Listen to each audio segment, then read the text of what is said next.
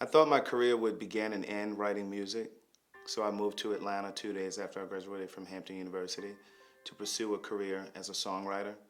I wrote music with a series of producers, singers, songwriters, and at the same time I was coming to terms with being gay.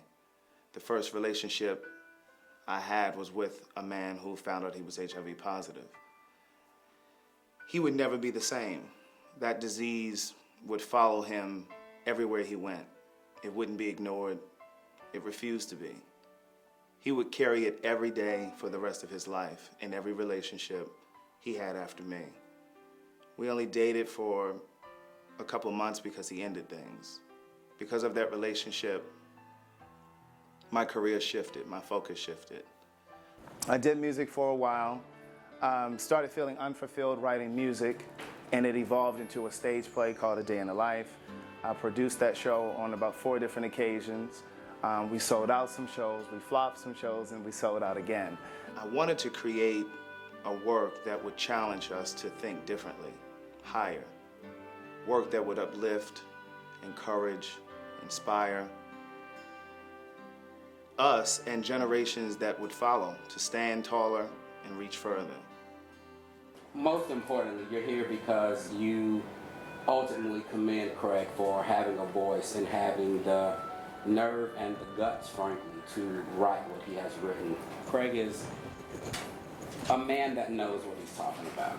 Sharing candid recollections of learning and loving in a lifestyle that comes with no rules or roadmap, this memoir will undoubtedly help men living a non-traditional lifestyle move beyond blame, abandonment, misinformation, and isolation in an effort to use their own adversities to foster powerful pride rather than weary defeat.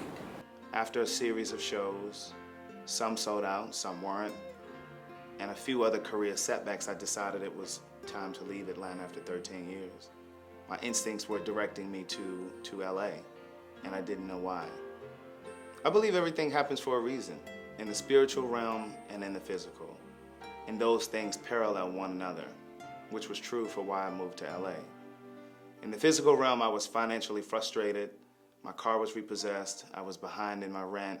My bank accounts were overdrawn. But in the spiritual realm, God was positioning me to leave Atlanta. He was making things so uncomfortable for me that I would leave without a fight. 3 months after I was in LA, Words Never Spoken was born. I began to see my purpose for being there. LA offered the kind of isolation that I needed to birth this book. This book is everything that had a profound impact on my life. It's all the things that changed me.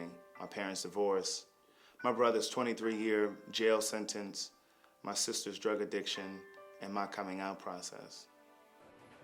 The purpose of me sharing all of this, first was for me to be free. Secondly, with hopes of freeing somebody else.